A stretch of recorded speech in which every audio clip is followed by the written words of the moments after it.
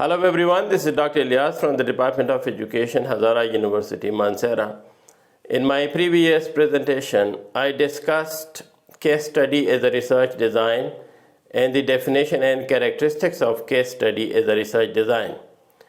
The current presentation is aimed at discussing some of the prominent or some of the most well-known types of case study research. So, methodologists and researchers have associated case study with different types of this research design. So let us see some of the most important and most well-known case study types. As you can see in this diagrammatic presentation, the first categorization of the case study is done by Yen 1994, and so the Yen has actually identified a number of case study research types, and these include exploratory case study, descriptive case study, and explanatory case study. Similarly, Gall and Borg in their 2003 book have identified the types of case study including that are pretty similar to what Yen have identified. And so they have identified case studies in terms of the aims for which the case study is generally conducted. And so they identify case studies that are aimed at description of phenomena or description of situations, and those that are aimed at explanation of situations, and those that are aimed at evaluation of certain social phenomena or situations. And similarly, Stenhouse has identified case studies in terms of their association or their aims with other research types. And so they have included ethnographic case studies, action research case studies, and evaluative case studies. And Stake 1995 has identified case studies that include intrinsic case study designs and instrumental case study and collective case study. So beginning with Yen 1994, I'll just have a brief explanation of these different types of case studies.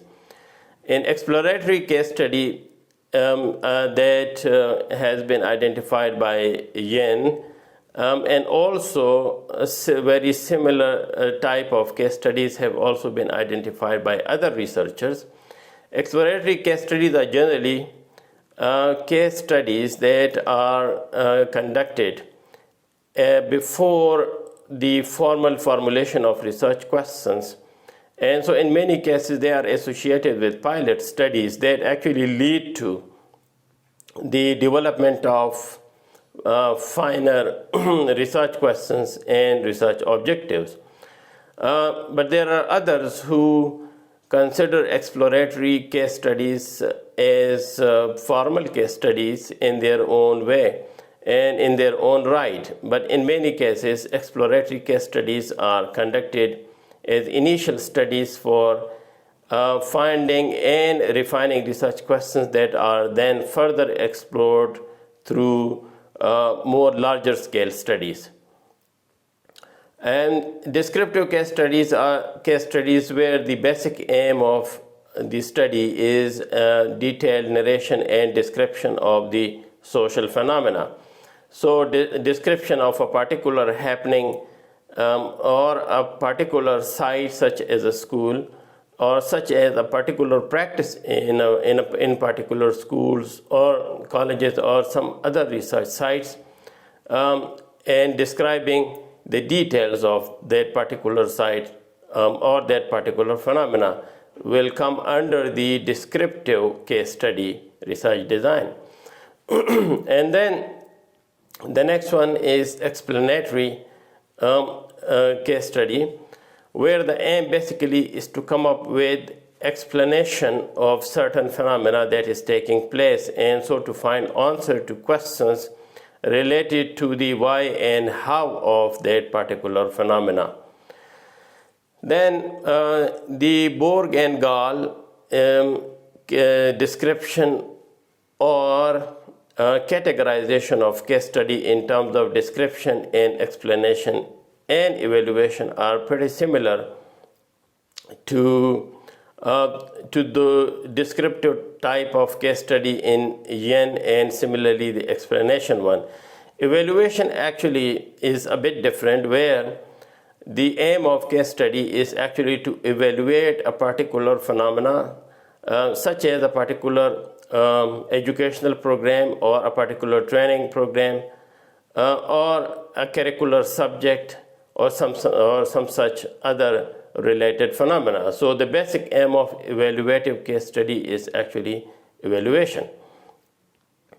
Then the categorization of Stenhouse is a bit different in the sense that this categorization actually associates case study with different types of mainly qualitative researches, such as ethnographic research case study. So in ethnographic case study, a particular research site, such as a community or maybe a particular school or college, are explored in depth in an ethnographic sense, where there is detailed involvement over a period of time, detailed involvement of the researcher in that particular site, and then coming up with detailed description and analysis and explanation.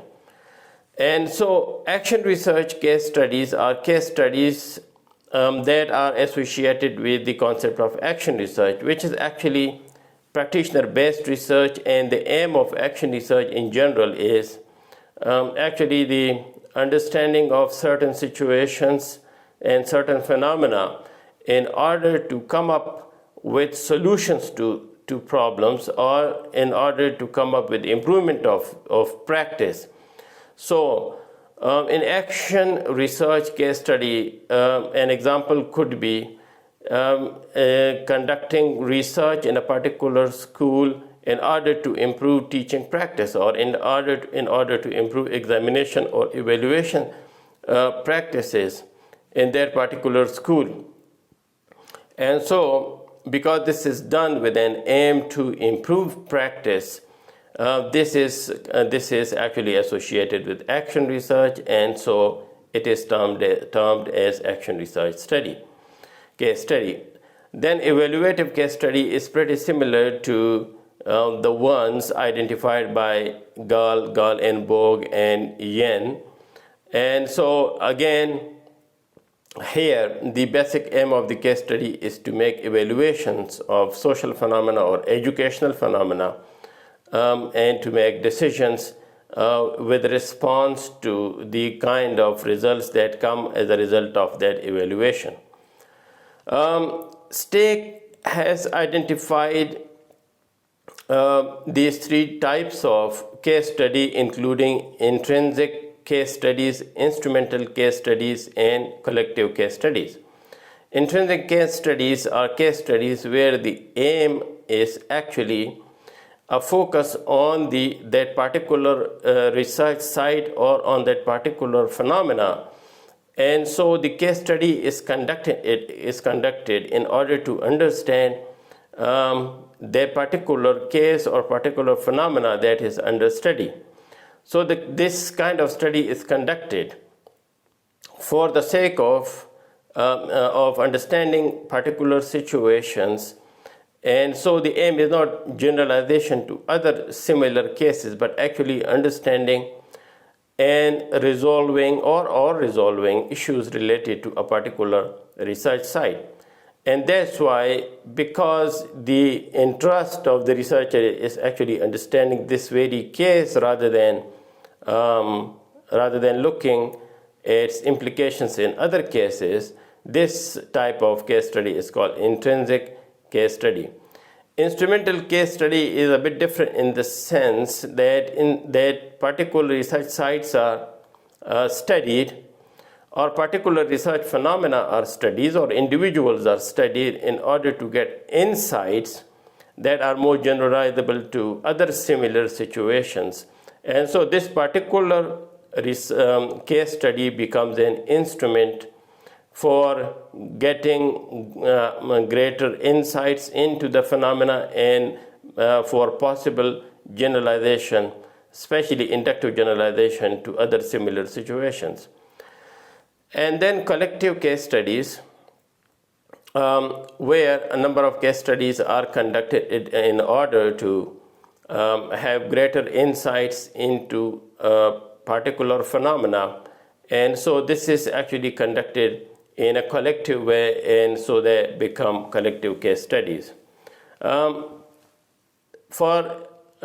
can actually go into the details of these different types of case studies by going in and referring to these particular researchers in depth that have been cited here.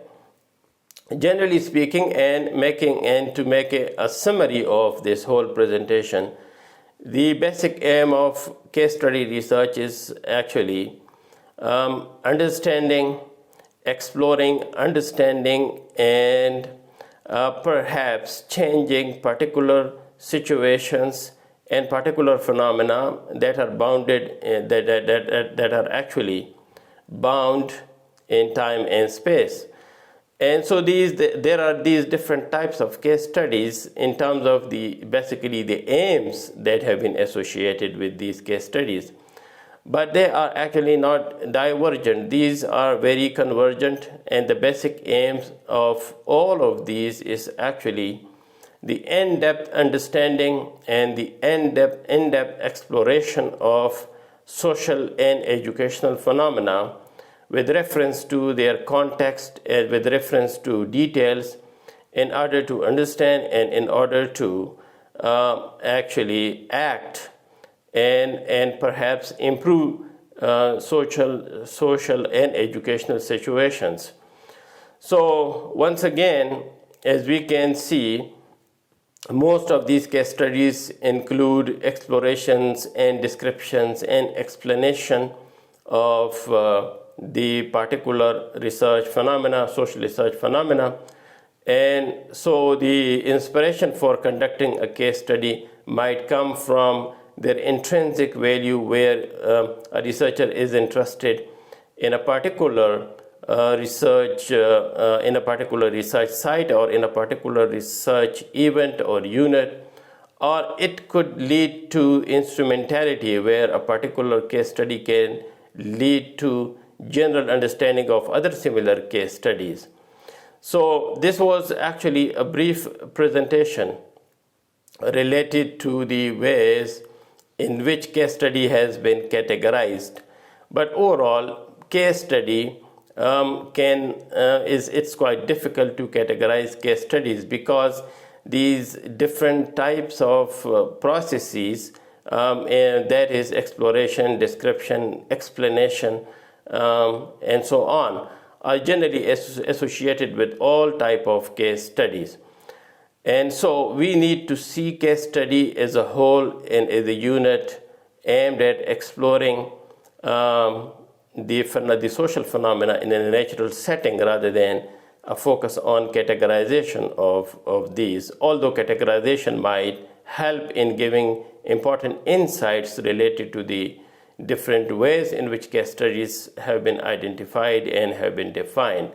But generally, we need to have to come back to the original philosophy of case study, which is actually a research type that aims at understanding social and educational phenomena in its contextual with its contextual details, and with an aim to understanding and getting insights. Thank you very much for your time. If you have questions and comments, please feel free to share those questions and comments in the comment section. Take care. Bye.